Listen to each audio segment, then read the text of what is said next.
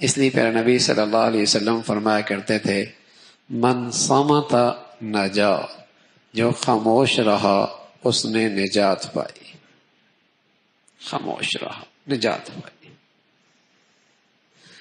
من حسن اسلام المرء ترکہ ما لا یعنی، آپ علیہ الصلوۃ والسلام فرما رہے ہیں کہ آدمی کے اسلامیت کا حسن و کمال اس کا جمال کس چیز میں ہے کہ جو چیز ضروری نہیں، مفید نہیں، اس کو چھوڑ دے۔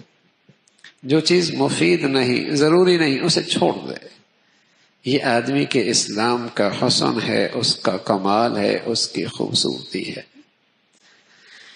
انس فرمانے لگے ایک دن اللہ کے نبی صلی اللہ علیہ وسلم نے ابو ذر سے کہا، ابو ذر میں تجھے دو ایسی خصلتیں بتاتا ہوں جو پشت پر بہت ہلکی پھلکی لیکن میزان میں بہت بھاری، یعنی بظاہر وہ بہت ہلکی پھلکی چیزیں ہیں لیکن میزان کے ترازو میں ان کا وزن بہت ہے۔ ابو ذر فرمان لگے رضی اللہ تعالیٰ عنہ، میں نے عرض کیا یا رسول اللہ وہ دونوں خصلتیں ضرور بتلائیے۔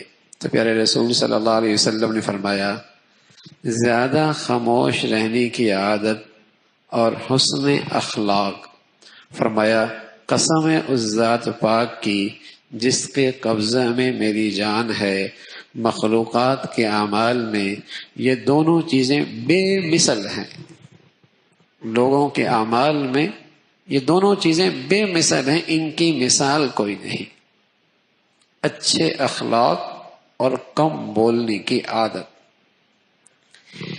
حضرت لقمان حکیم جس کا ذکر اللہ نے قرآن میں فرمایا ہے، نبی نہیں تھے لیکن اللہ نے ان کی بڑی تعریف فرمائی، وَلَقَدْ آتَيْنَا لُقْمَانَ الْحِكْمَةَ، ہم نے انہیں حکمت دی، عقل و دانش، سمجھ بوجھ، رائے میں سلامتی، دین کی فہم میں بلندی۔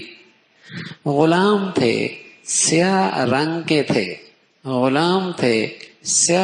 کے تھے، ہونٹ موٹے موٹے تھے۔ ایک مرتبہ بیٹھے ہوئے ایک شخص آیا، کہنے لگا لقمان تم وہی نہیں ہو جو ہمارے ساتھ وہ کہیں درس دے رہے تھے اور بڑا مجمع لگا ہوا تھا، اللہ کے نبی کے حدیث کا درس چل رہا تھا۔ تو ایک شخص آیا، کیا تم وہی ہو جو ہمارے ساتھ بکریاں چرایا کرتے تھے فلاں فلاں وادی میں؟ کہا میں وہی ہوں۔ کہا تمہیں یہ مرتبہ کیسے ملا؟ تو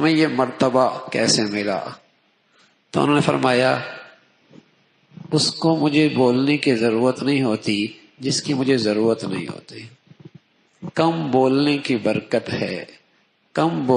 برکت ہے اور غیر مفید چیزوں سے اعراض کا نتیجہ ہے کہ اللہ نے مجھے آج کچھ حکمت کی دولت عطا فرما دی۔